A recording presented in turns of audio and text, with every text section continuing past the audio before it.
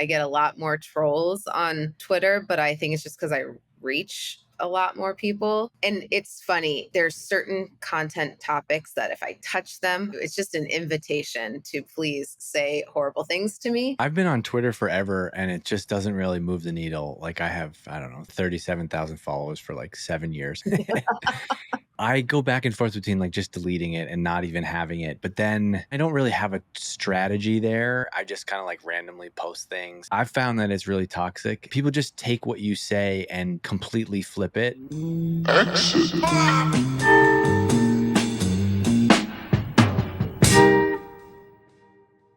This is nuts. So Amanda's here, and you just said right before we started recording, you said you lost 15,000 LinkedIn followers. I wanted to talk about this on the podcast because this is people who listen to this is the LinkedIn geeks, and so if you don't get it resolved, this podcast is not going to come out for a couple weeks. I hope you get it resolved. But so what? Can you tell me what happened?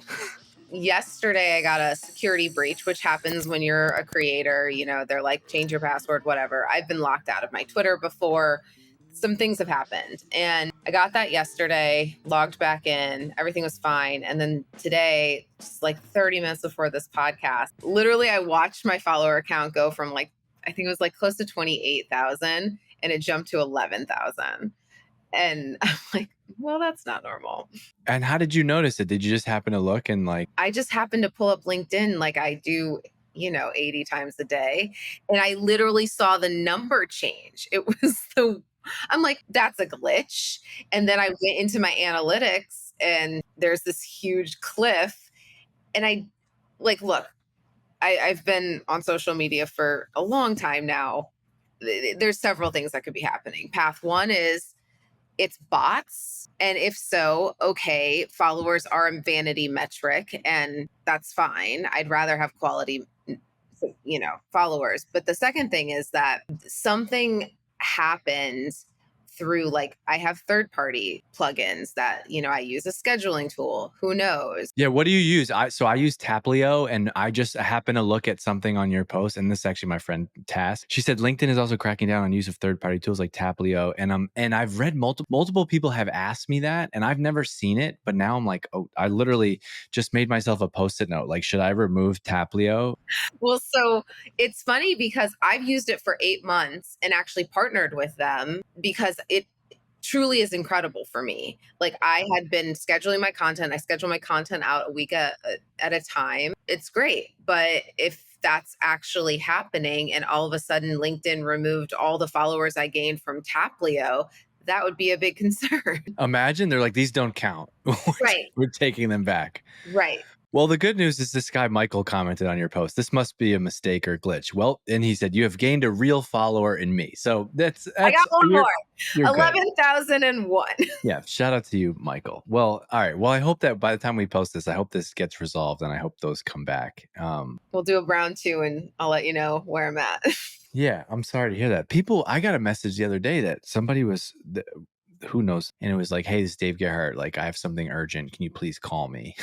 Well, I had a Twitter thing happen probably 2 years ago now that was horrible. So people who follow me, they know like I'm a single mom. I've got 3 kids.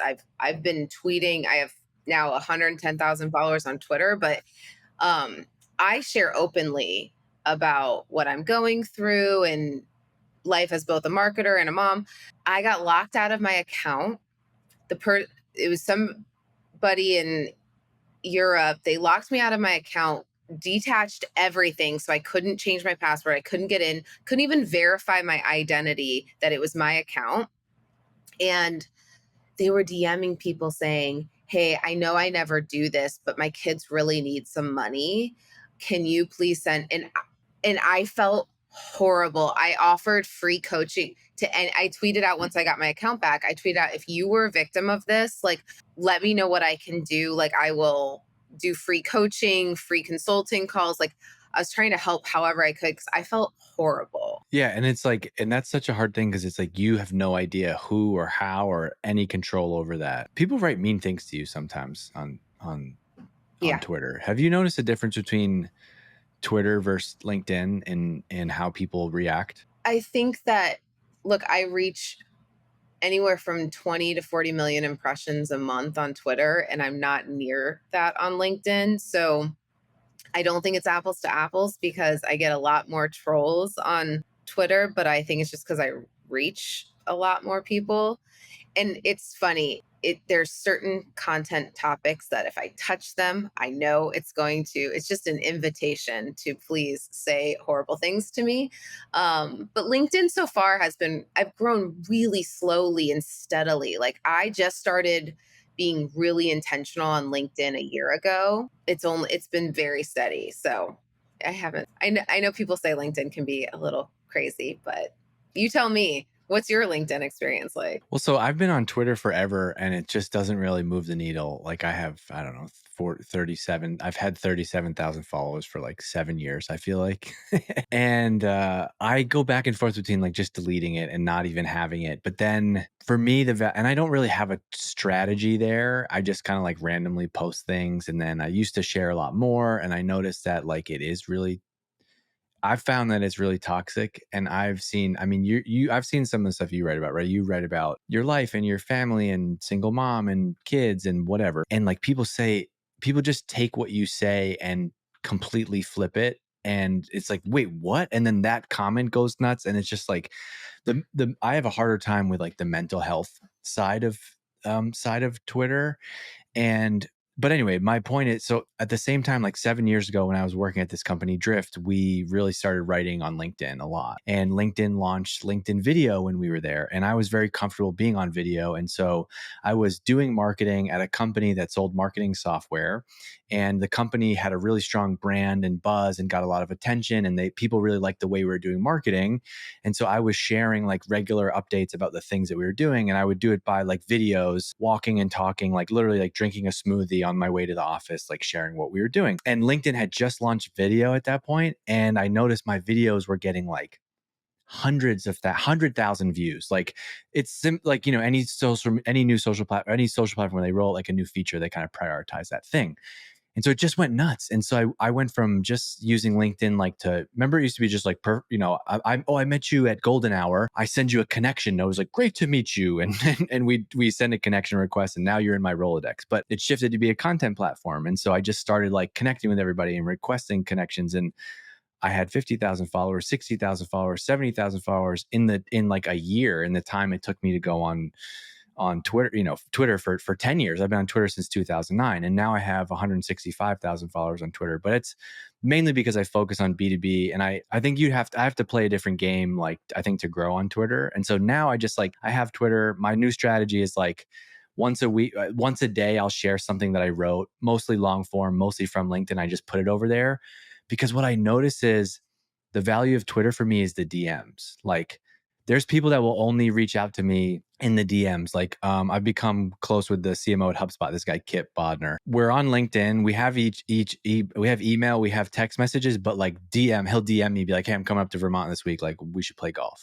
Yeah, it's another WhatsApp for many people. Like LinkedIn feels still like the Rolodex, like it's very buttoned up. But yeah,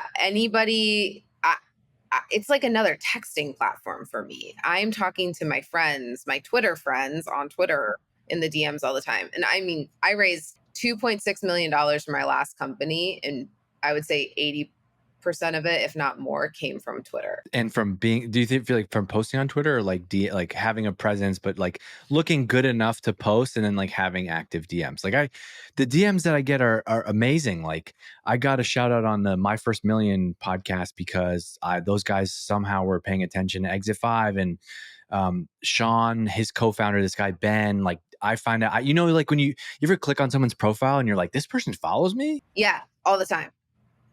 I think Jack there's Dorsey follows me. What? Yeah. Hey, maybe he used to be a former, like maybe he loved CBD gummies. I don't know. Well, actually, no. I actually got invited. I grew so fast on Twitter that I was invited by the Twitter executive team when Jack was still very active there. And I got to do a phone call with the entire executive team as part of their like monthly team meeting to understand how they can make Twitter better for women. Well, when was that? I did a YouTube about it. It was probably like 2012 21. So were you nervous before that conversation? Yeah. I didn't think Jack would actually be on it. Was it a straight up phone call or were you on video? It was video. And he was on video. I've created maybe 4 YouTube videos in my life, but that was one of them. And so now, if LinkedIn didn't get rid of your 15,000 followers, do you have a different content strategy for Twitter than you do LinkedIn? If you would have asked me like 6 months ago, I would have said yes, because Twitter was my primary focus. But now I'm in maintenance mode with Twitter because I think that I've reached this kind of global maximum of like, I have the contacts I want, and it's just about staying connected to people. And LinkedIn is my primary focus right now because I believe that you can grow faster. To your point, like, you plateau on Twitter, you can grow faster, more intentionally. There's an actual system behind LinkedIn growth. Twitter just feels a lot more like, and recently I had the most viral tweet on Twitter for the day. You get like an email when you have the most viral tweet. It was the Stanley Cup when that caught on fire and the CEO responded. Yeah. I maybe got like 200 followers from that, and it was the most viral tweet of the day.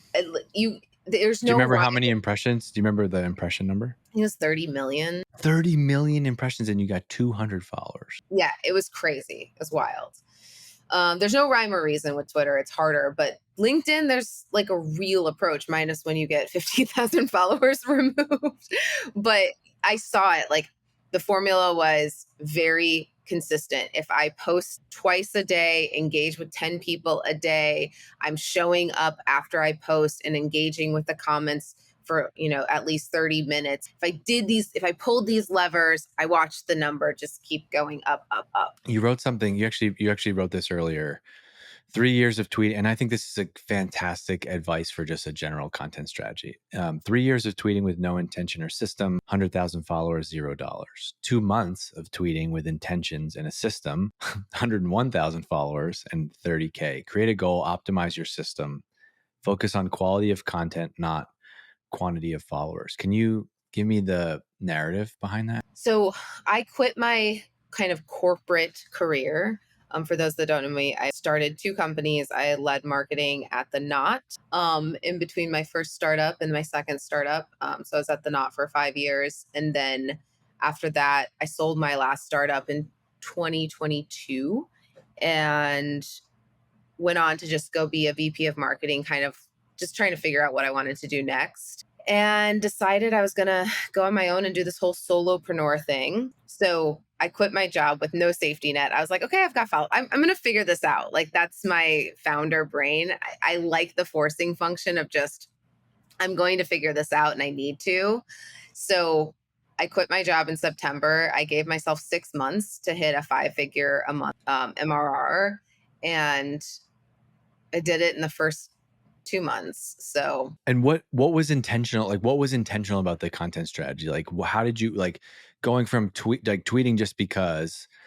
And I'll give you an example. Like, if you think of Justin Welsh, you think of solopreneurship, right? I've seen, even in my own content, like, the reason I've grown on LinkedIn was because I wasn't growing when I was sharing everything. Like, here's my workout, here's what I did, this thing with my kids, check out this thing I like. When I just focus on, and I often say, like, oh, you wouldn't believe how much more I do in life beyond marketing.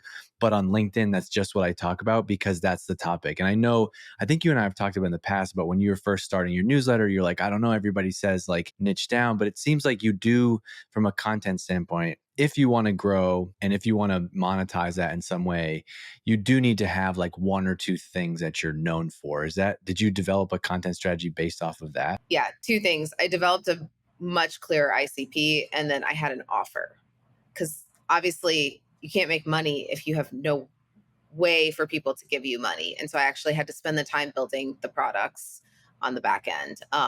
So the ICP was really, really important work, because it was, social media for me was just like, hey, I'm just kind of, it was almost like a diary, but a somewhat filtered diary. I mean, other times it wasn't as filtered. But then I actually said, well, what do people come to me for? And I did surveys. I had a newsletter for a few months before I got really intentional about making money. I sent out a survey. And the funny thing was, I thought people wanted to learn from me marketing.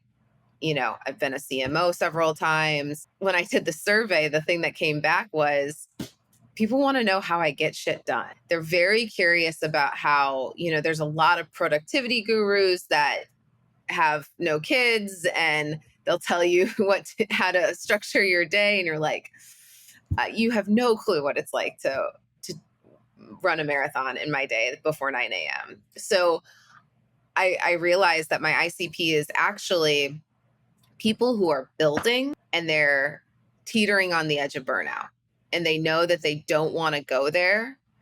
So they're trying to create sustainable momentum. So you created you created that. You're like, okay, I'm gonna write content about this topic.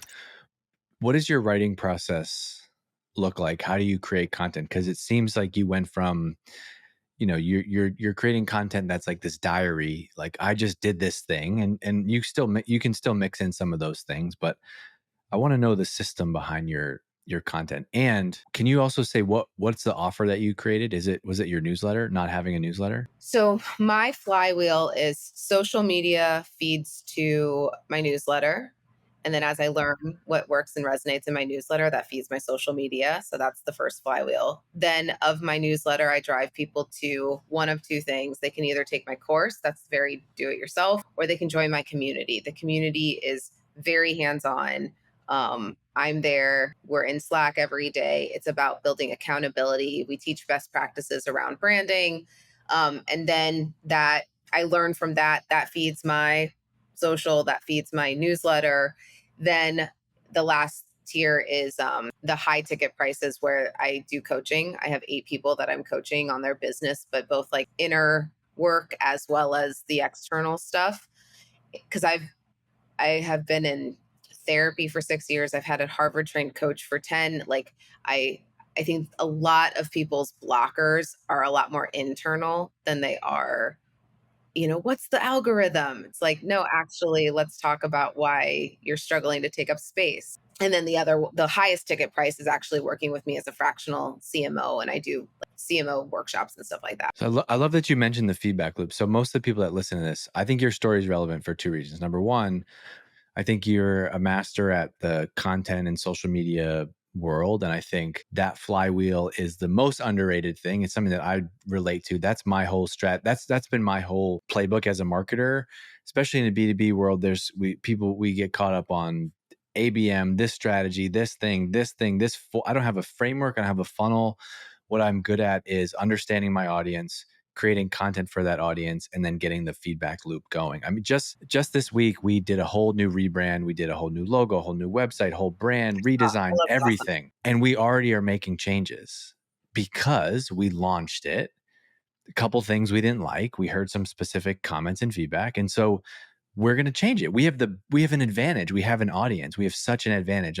We're doing our first event, which you said you're going to buy a ticket to, which everybody, like I say to my kids, when it's like 6:30 and my son yawns and he's like, oh, I'm so tired. What do I say to him? I say, prove it, prove it, prove it by going to bed. Like, oh, I'm stealing that. I say, prove it. Yo, you're so tired, prove it. Because usually you know what happens, right? They eat dinner, they take a shower, then like everybody gets a second wind and it's like 9:15, everybody's still up. So my line has been saying to everybody who says they're going to buy a ticket, I say, prove it. I know you will. But anyway, we came up with the whole concept for the event, all the speakers, everything, this whole podcast, right? Like the whole Exit 5 media business is this flywheel that you talked about. And I just think it's such an advantage. When you have a clearly defined ICP, the marketing world that we live in today, there isn't social media and content and market, right? And I talked about I think I talked about this with you, with Alex Lieberman at Golden Hour. Like this is how you do marketing today. And you get it on a personal level. And I just would love to see more B2B marketers and brands adopt this strategy. And people say, well, no, it's different. She's talking about productivity. Nope, it's the same, because people are people and they want knowledge and expertise and information. And you can do it whether you're trying to help somebody be more productive or you sell payroll software. Do you agree with that? I agree immensely. I'm working on a marketing strategy right now for my client, and I sat down with them and they're like, okay, what's the social strategy? What's the content strategy? What's the email strategy? And I was like, whoa, whoa, whoa, whoa, whoa. We have to first come up and say, okay, what do we stand for? Who are we talking to? And then content strategy, because content strategy is your email strategy, is your social strategy. And so I take people through the content strategy framework and say, okay, teach me, inspire me, help me, like what are your kind of big pillars? What are you actually trying to teach people? And I think help me is such an important content pillar, because when you say help me, that forces you into a lens of what are their pain points? What are they asking for help? Yeah, this is really good. Is this like a framework that you've used, or just are those bullets that you? I love this. This is people for people listening. This is such a good tip for a content for your strategy for your company. Teach me, inspire me, help me. You can apply those to any niche, any industry. The person who's there wants to get one of those three things. I love that. Yeah, and then the last one I'll throw in is sell me, but we sell by showing, not by selling. And showing means testimonials. It means, like, I teach this in my office hours. I'm like, if you're trying to it's like the art of the humble brag, right? Is there's so many ways you can say this. Like, oh, I was just talking to a client today and their biggest thing was this, and I did this. And then all of a sudden, in human psychology is just like, oh, they have clients. Oh, that person. Oh, I was just talking to a client that's doing 100 million in revenue and their biggest pain point is this. Now you're in their mind as an expert and you have $100 million clients. So there's the art of the humble brag is the fourth pillar in that. And selling me does not mean sell me, it means show me. Oh, I love that. That's like really similar to the concept of why I wrote this book, Founder Brand, which is basically like you're the founder of this company. Like think about your journey, like just using an example, starting House of Wise, right? Like you're the one in these meetings every day. You're meeting with investors, advisors, employees, partners, branding, this and that. If you just share, you don't even it doesn't even have to be the company doesn't have to be growing, but if you're just documenting like what you're doing, you're going to attract like-minded people, and that kind of ended up being your story. And I think the same is true in B2B. If you're a founder or marketing team at a B2B company, what are the meetings you're in? What are the things, like nobody's there just for fun. Like, hey, let's start this B2B services company because we want to get super rich. It's like, oh no, you must have had deep experience in some industry somehow. So share that stuff. I love that. The art of the humble brag is really good. I was just saying, I know I have founder brand. Oh, You're in it. I know. Look at Love this. that. That's Right great. next to me. That's great. I get about $33 a month in royalties from that. No big deal. I mean, I have a book coming out next year, and I definitely am like, let's not add that to the line item of revenue. No, you can't. You can't. You can't. However, you could be. Who knows? You could be pleasantly surprised. You have a great audience. The thing that it did open up. It opened up a lot of interesting relationships and conversations, though, for me that I haven't. I can't really quantify that. I think if you're trying to do it, if you're gonna like, I'm gonna sell X number of books at this number of price, it doesn't work like that. Yeah, you always say, is it a means to an end or the end? And if it's the end, that's probably not the right use of time, because it is a lot of time. Hey, you talked about working. So I really like this. So you talked about working with companies and helping them come up. Like the very first piece is like you can't come up with the email strategy and a social strategy and a content strategy. People like you and me, we can do that stuff in a heartbeat if we know what you stand for. What take me into that exercise with founders, with companies. How do you go in there and unpack what you stand for? I think sometimes in this world we call it like the company story, the strategic narrative, positioning. I think people get lost in the weeds of like having the perfect framework for like, if you and I could just text each other and come up with like, yeah, we're going to start this new company. Here's what we stand for. We could do it over messaging. What's your framework for coming up with what do you stand for? So, a couple tools that I use are the brand strategy pyramid. Like the brand pyramid is kind of my holy grail of what I use, because it takes you through, it's very Maslow hierarchy of needs for I'm sure everybody listening to this knows what a brand pyramid is, but it starts with the very functional benefits of your product. So you are software, or you are a energy drink, you are served in a plastic bottle, or if you're House of Wise, my last company, it's like, okay, we are sleep gummies. stress gummies, etc. But then you start moving up this pyramid, and it's a forcing function to really get to this top.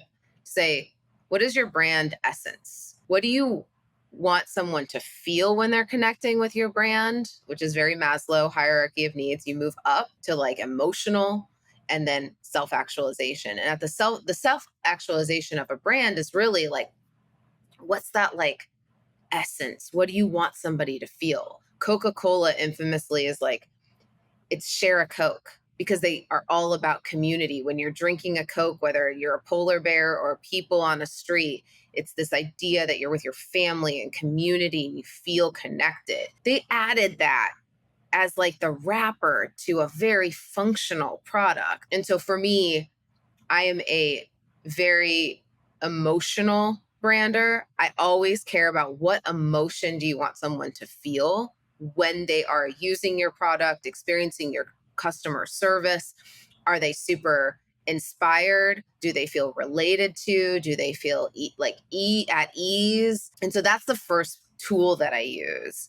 The second tool is starting to really chip away at the language and the semantics of the language. So I use an only statement. So like, you are the only blank for blank to do blank in a time where blank.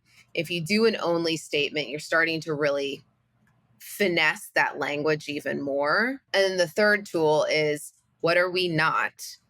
And that's when I'll do the chart, and I start plotting different things on the opposite ends of the spectrum and say, okay, are we social or are we personal? Are we focused on a community, or are we actually focused on an individual?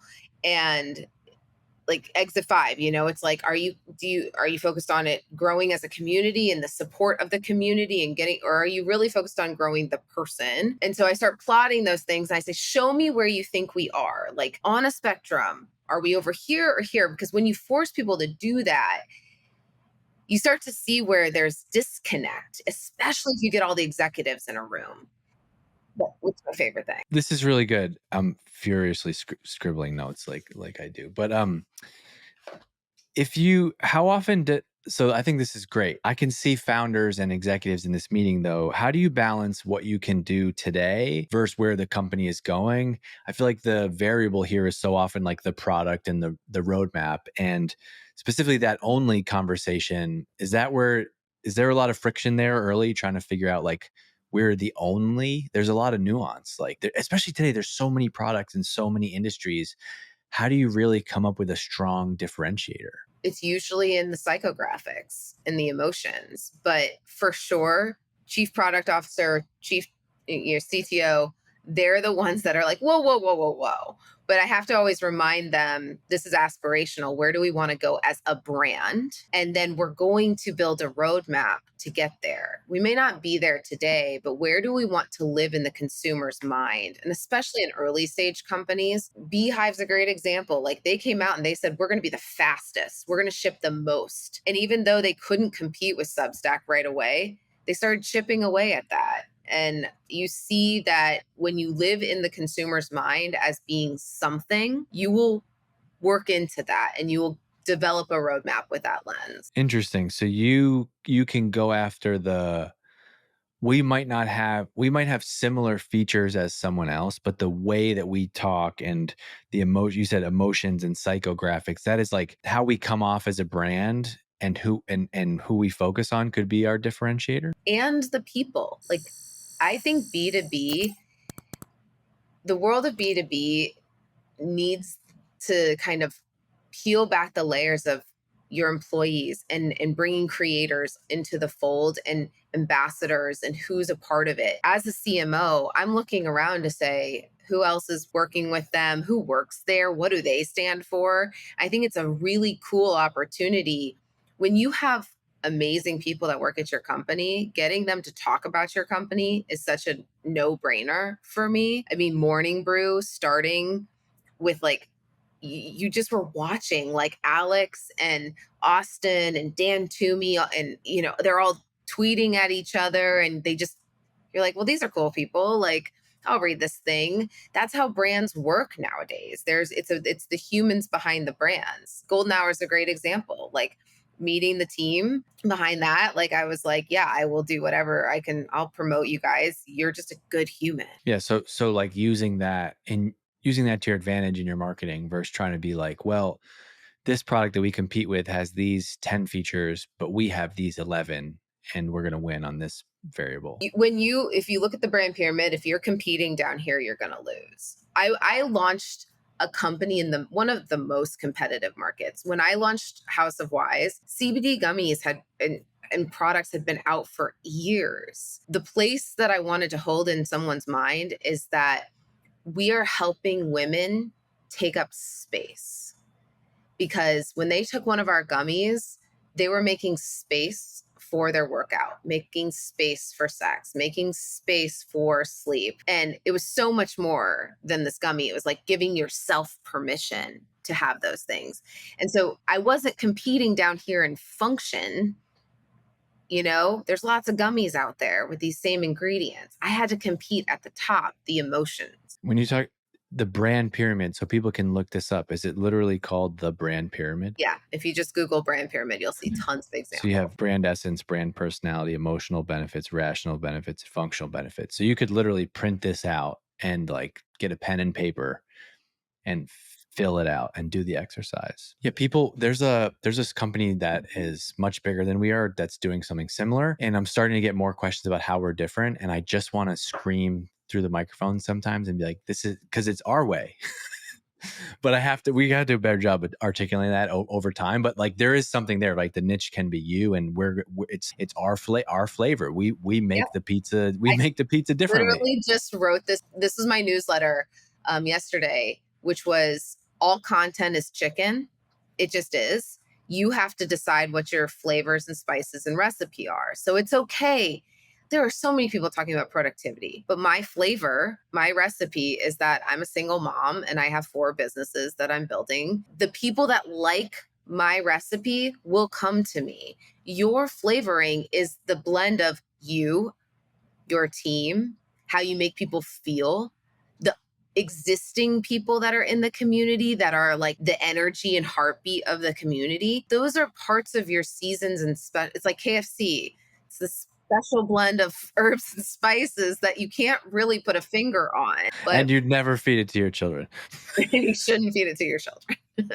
No, I like that. That's something. Okay, that makes me feel better because I've been going hard on this narrative. Like I didn't create this company to copy somebody else. It's just like I got here because I started podcasting and writing about the lessons that I learned going from PR intern to CMO. I'm building the resource that I wish that I had as a marketing leader. We're focused on B2B marketing because like none of us really went to school for B2B marketing. You didn't really wake up one day. We all wanted to be athletes or creators or artists or whatever. And this is you got to learn how to do this. And so we're leaning into that. And I think if we can build trust and get people to watch our videos and listen to our stuff and be in the community, it's like, oh, okay, I can see how this is different. Even with my community, I have people who are building the same type of community in my community, and I let them in. I don't filter it out because part of my flavors and spices is that I am accessible and I want people to feel like this is accessible, tangible learning. And like,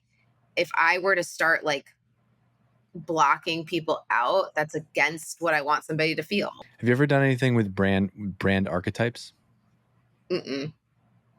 So this is like, I think this is initially this guy Joseph Campbell came up with this concept, but this might be up your alley, but basically there's 12 different brand archetypes that you can have there, and their names like the explorer, the outlaw, the magician, the hero, the lover, the jester, everyman, caregiver, ruler, and you basically define the characteristics of that brand. So like, are you really edgy? Are you a challenger? Or are you more and it's interesting. I'll send you the link, but all right, let's talk about this idea of fractional CMO, and we'll wrap with this. So you've done a bunch of things. You've been a VP of marketing, you've been a CMO, you've been a creator. Now you're going back into the fractional CMO game. There's a lot of people who actually, this is very relatable for a lot of people who are working marketing, maybe want to break out, go do their own thing, or companies that want to hire a fractional CMO. what is the world of fractional CMO look like, and why has it become so popular? I think as the creator economy just continues to blow up, people are really, really interested in owning their calendar and not feeling tied to a single company, being able to take on multiple revenue streams. And unfortunately, the creator economy is moving way faster than the corporate economy. Like in thinking, corporate world is still very much like you're loyal to me, you can't tweet about something else. And it's just the way that the world is with rising costs. And I saw the Professor Galloway's thing about how we're the first generation to not surpass our parents in income and all of that. But I really think that corporations are stunting their own growth by not embracing the creator economy, which is spinning out more and more fractional employees. Now, what I'll say is, I have a lot of people who are looking to become fractional CMOs that join my community. You have to run the same process of what's your ICP? Who are you for? Because what happens is when you step out of the CMO world and now you're injecting yourself as a fractional CMO, you have to have a very clear value prop. You have to understand what your strengths are. So you have to run all the things that you do when you go in to be a fractional CMO. You have to flip it on yourself and run all of these same processes. And so when I first was starting out, I'm like, okay, what is my brand pyramid when I'm putting on the CMO hat? And I found that I help early stage pre-series A companies get their marketing ready for a series A. So I am the person that comes in and makes sure the brand is ready to go for that huge capital injection where you're going to do a lot more growth marketing. So I'm not a growth marketer. I never claimed to be, but my specialty is going in and making sure all of this brand work, that emotional connection, every touch point that you experience with a brand, you feel that, so that when you open up the top of the funnel, all the leaks are gone. I'm great at retention marketing, email marketing.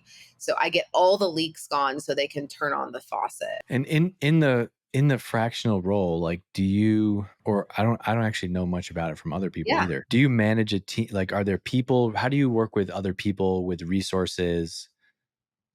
What does the setup look like? The setup's very similar to a regular CMO role, just less hours, which honestly, because of the way I work, like they're getting a full time employee. I just am way more efficient with my time. You're still running and operating like an operational heartbeat. You have your OKRs are set. You're managing the team. You're doing stand ups. You are making sure everybody knows where they're going, what the next milestone is, and you're managing agencies. I think that meeting hygiene is so important as a fractional CMO because you could just spend all 20 hours in meetings if you're not careful. But I'm just make sure that the team, but when you're working in the stage I am, it's smaller teams. Now, there are fractional CMOs that go into way larger companies. They don't manage the teams. They're coming in to do the RFPs in the agencies. They lock in all the people. They look at the org chart. They say we're under resourced here. We're over resourced here. We're going to set the structure of the team. But it's really nice. Fractional CMO works really well. You have a lot of soldiers, but no lieutenants, and you have a lot of people that can do the work. But you have no one telling them how does this all bundle together towards one vision and one roadmap, because you have a lot of people doing stuff like over here and here, and you're like, well, nothing's working. It's like, well, yeah, because you don't have someone that's actually coming up and like connecting it. Do you feel like the soldiers listen to you? That's an interesting question. The culture piece is difficult for sure, and you need to have complete buy-in from the executive team of your purpose there. Like, yeah, basically, like, how do you not get treated like the substitute teacher? Like, I think it could work great if the team is like pumped to work with you, pumped to learn from you. But if all of a sudden you're like perceived as this like part-time person who then is like has to do one-on-ones and manage people, I don't know if you've run up against that, but I'm just thinking of the other side. Yeah, I've done this now with I think about 6 companies, and the ones that work the best are when you have an existing operating rhythm that works and you're plugged into that. Second, you have a CEO that you're in lockstep with and they are supportive and they are embracing feedback loops. Because I'm coming in and these people may have been working there for 5-7 years, and I need to know that they feel comfortable giving me feedback. And if they're triangulating the whole time, it's never going to work. If they have to go feel like hey, I got to go tell the principal that I don't like what the substitute teacher is doing, that's never going to work. Yeah. And so I go in very clearly with like hey, I'm going to come listen. I'm going to go on a listening tour for a few months. Here's my background. Here's why I'm here. Here's what I want to do to help you. And I always just try to phrase it as like, you're frustrated. Usually they bring in somebody because the team is frustrated. They're not making the progress they want.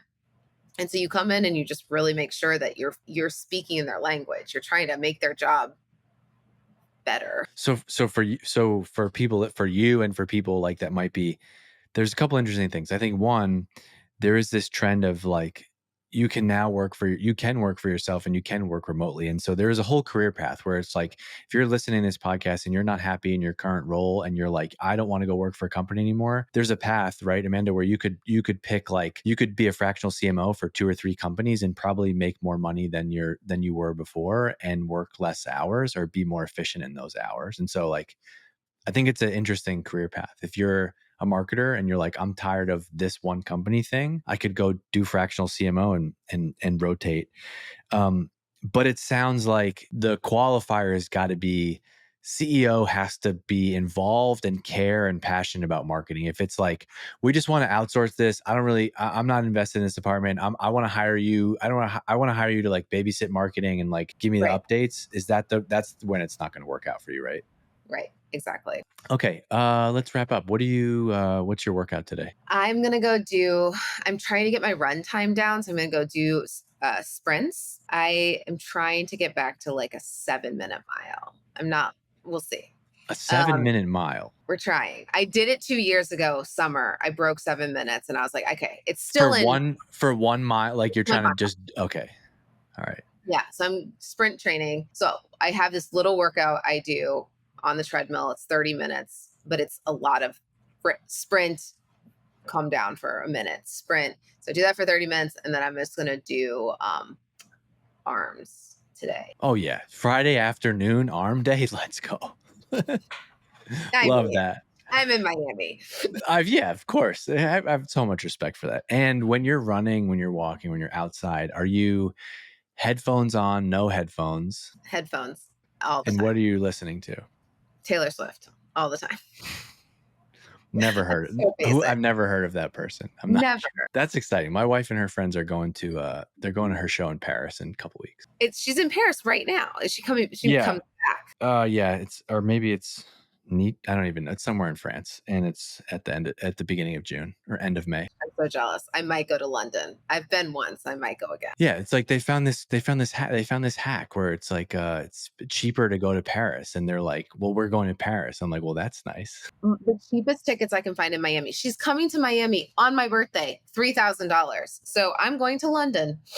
No, let's get you a sponsor. Let's get you a newsletter sponsor. $3,000 one-time placement. You could run a bundle. Get your Taylor Swift. You want to reach marketers, founders, and you want me to wear your logo at the Taylor Swift concert.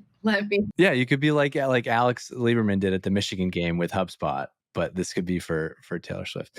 All right, Amanda, good to see you. Thanks for hanging out. People will go, we'll plug all your stuff. People go find you on LinkedIn. We got to get your LinkedIn following. Right.